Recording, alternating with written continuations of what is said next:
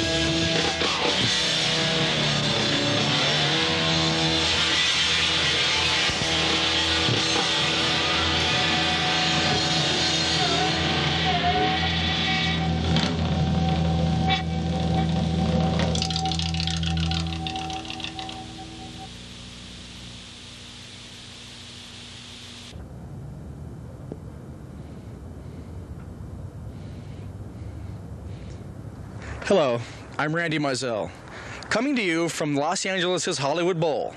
The stage you see behind me has hosted some of the finest musical acts in LA's history. From Zubin Mehta's LA Philharmonic to the Playboy Jazz Festival, hosted every summer by Bill Cosby.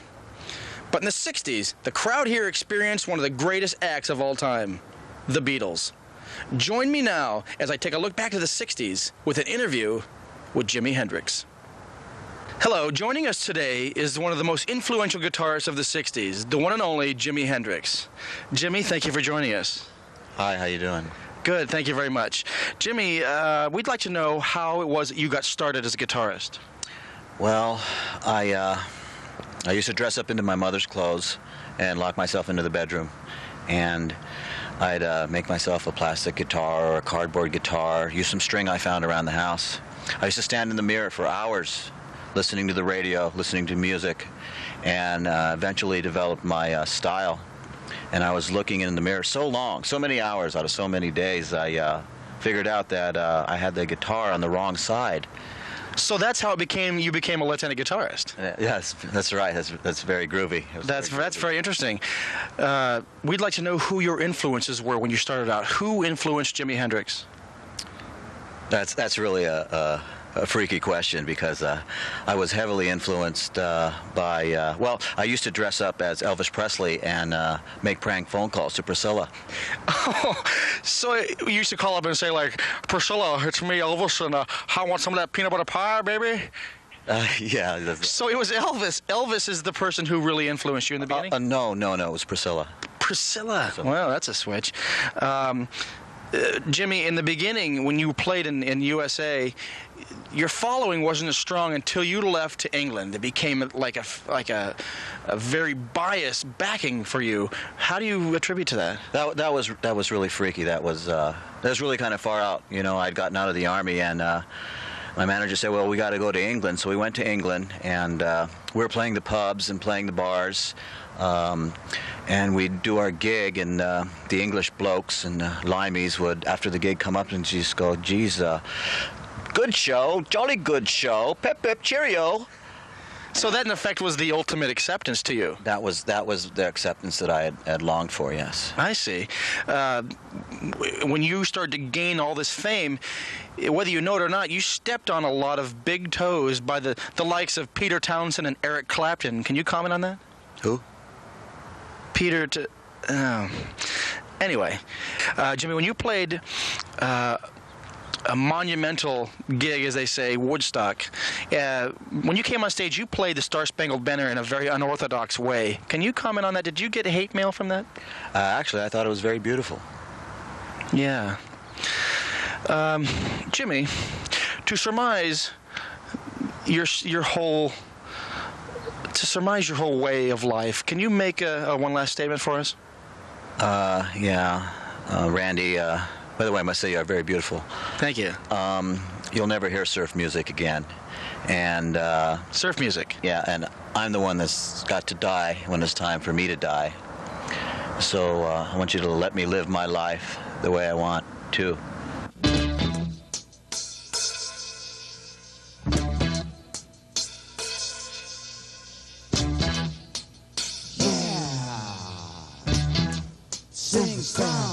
If the sun refused to shine, I don't mind. I don't mind. If the mountains fall in the sea, let it be. It ain't me. 'Cause I got my own world to live on, but I ain't gonna copy.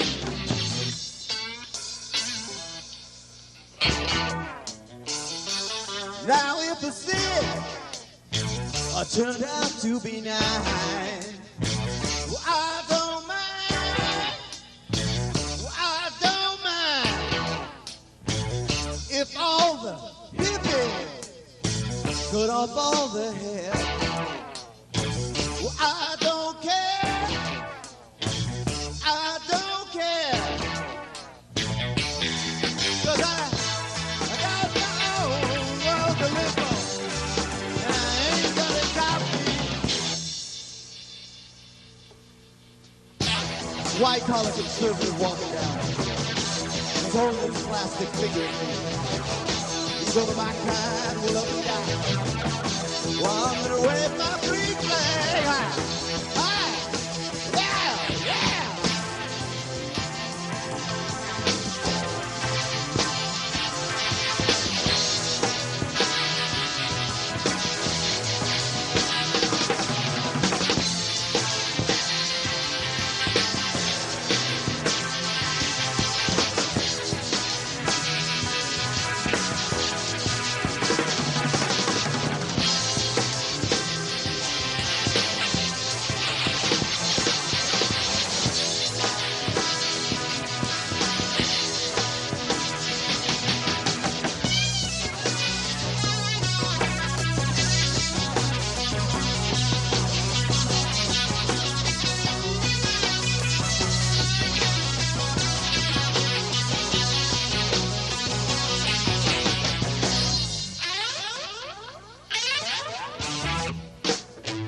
Fall mountains, just don't fall on me.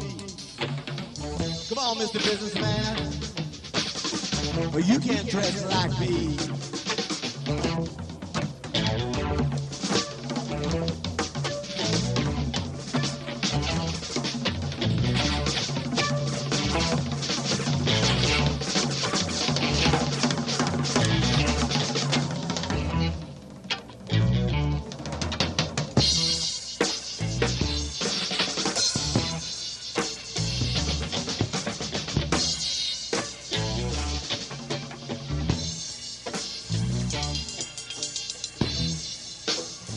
I'm the one that's got to die when it's time for me to die.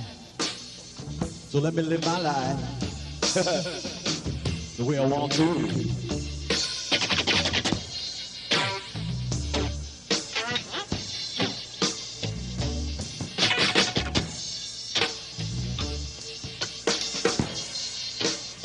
Play on, drummer. Play on, drummer. Play on, play on.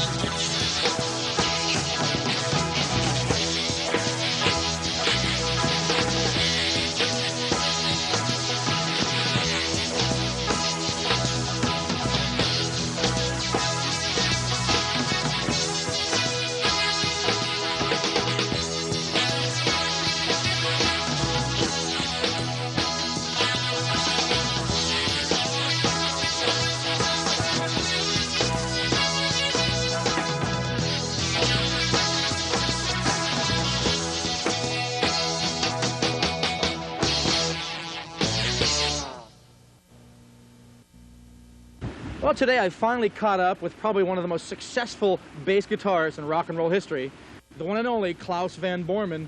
And Klaus, it took a lot of time getting you over here, but I want to thank you for spending a little bit of time with us here today. No problem. Glad to be here. Now, Klaus, we'd like to ask some questions concerning your long, illustrious history in rock and roll. And we'd like to probably know how you got started with Jimi Hendrix and Carlos Santana. I became available. I see. Paul McCartney stole my last job. Oh, he did. Well, I'm sure we all know Paul McCartney. Yeah. When you hooked up with these guys and you played a long time, you probably made a lot of money, right? I had a hard time getting my money from them. You had a hard time collecting from them? That's right. I had to punish them to get my money. You punished them? I punished them. To get their... How'd you punish them? I sang for them. That's punishment? You had to hear me sing. you know, I sang in church and 200 people changed their religion. You ended up touring around the world with a couple of the biggest names in rock and roll music. It was nothing compared to Tom Jones. Wow. You know, and these long stretches of touring, it gets a little tedious being with the same people. How did you get along with Carlos and Jimmy? I put up with them. How about summing your whole rock and roll history up in a few words for us? Rock and roll will never die. Well, here we are in search of the famous Carlos Santana. I understand he resides here. We'll try to get him out of the house. Just a minute. Hello? How's Carlos Santana here? Hold on. Thank you. We believe he's here. We'll get him out. Carlos Santana. Hey, what are you doing, man? Hello, Carlos. How are Hey, you? aren't you the guy that interviews the Jimi Hendrix thing, man? On TV? Yeah. That's me. That's me. What's that, man? Well, we're so happy you could join us today. Yeah, Would you want to step over here and we'll... Oh, sure, sure. We can ask you a few questions. Sure, sure. All right. Good to see you, Carlos. Very good, very good. Okay. Okay, here we are with one of the more influential guitarists of the 60s and 70s and the 80s, and hopefully going strong to the 90s, is Carlos Santana. Carlos, thank you for joining us. How you doing, man? Carlos, we would like to know how it was that you got started.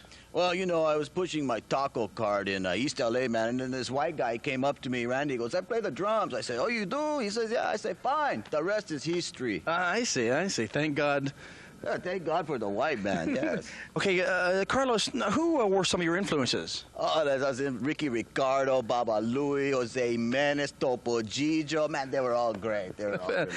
Fantastic. Can you tell me, allude to how the name Santana came about? Hey, man, that's my last name, man. Jeez. Oh, excuse me. We should have known that, of course, yes.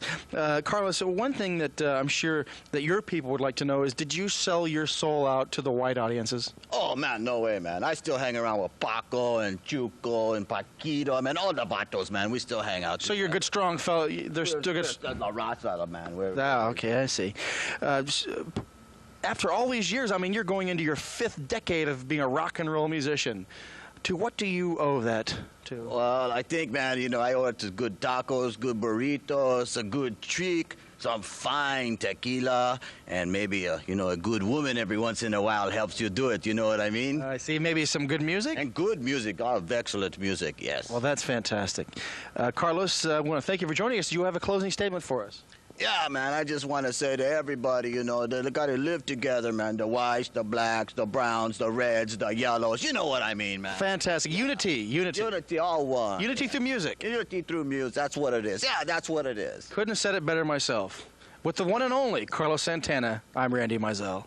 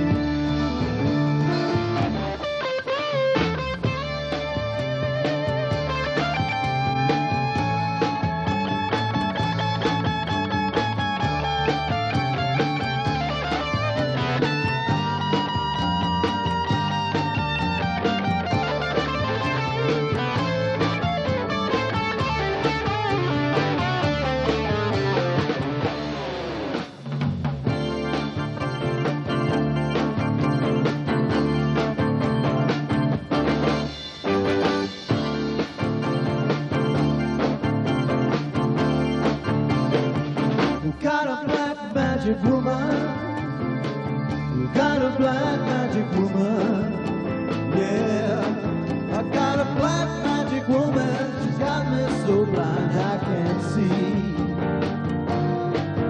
She's a black magic woman, she's trying to make a devil out of me. Don't turn your back on me, baby. Don't turn your back on me, baby. Yeah. Don't turn your back on me, baby. Try messing around with your tricks. Don't turn your back on me, baby. I might have to use my magic